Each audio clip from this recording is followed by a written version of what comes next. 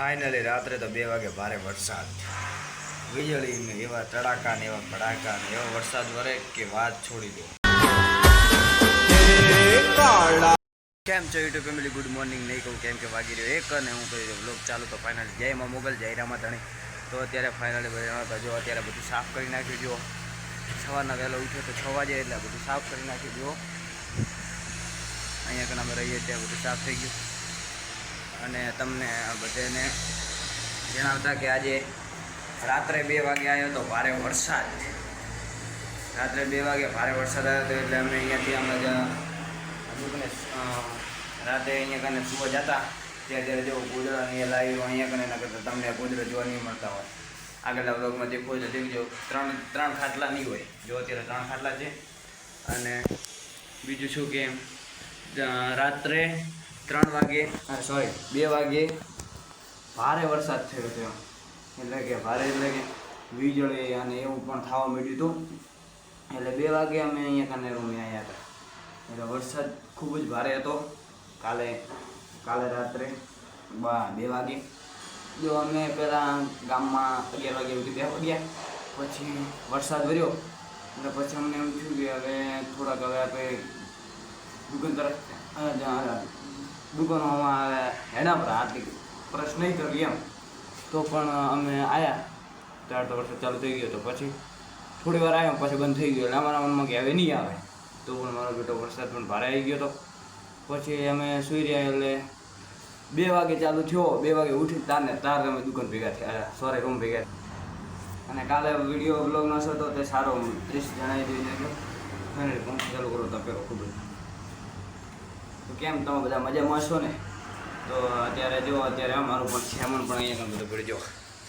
કાચ તો હજી ચેન્જ નહીં કર્યો. જો આ ગોદડા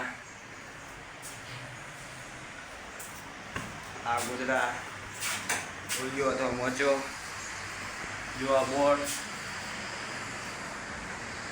આ જો બધું સામાન ભર્યો. આ પંખો, જો આ બહારનું વાતાવરણ.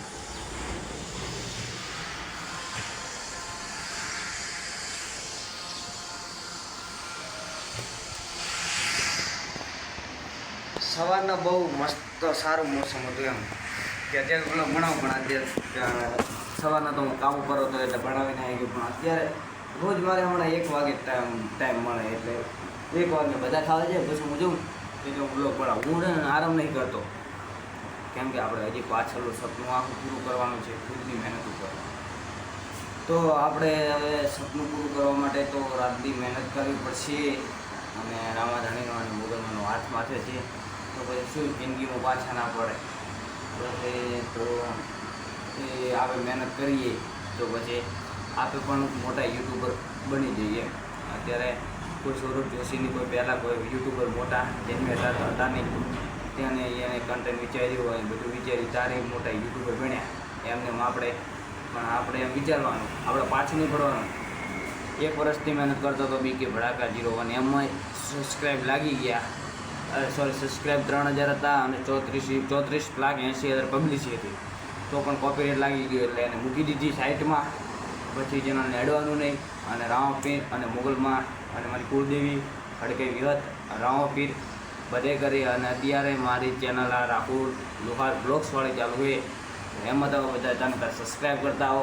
જો આપણે આજે 3 મહિના ઘેરે આપણા માસીના દીકરાના લગ્ન છે તો આપણે ત્યાં જવાનું હોય.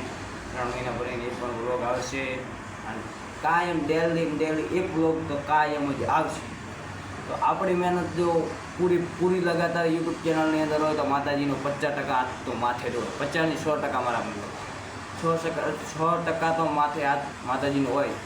જો આપણે મહેનત ના કરીએ એમ કોઈ માતાજી ના આવે ભાઈ. એમ માતાજી કામ ના કરે. જો અત્યારે આપણે યુટ્યુબની અંદર તો લગાતાર મહેનત કરીએ પછી માતાજીનો 50% આપણા ઉપર હાથ હોય અથવા 100% એ તો તમારે શ્રદ્ધા જેવું માનો એવું. હું તો દિલથી માનું છું રામાપીરને મોગલમાંને. તો મારું તો સપનું એક હું પૂરું કરીને બેસીશ. અને જો અત્યારે કેટલા વાગી રહ્યા? 2 વાગી ગયા.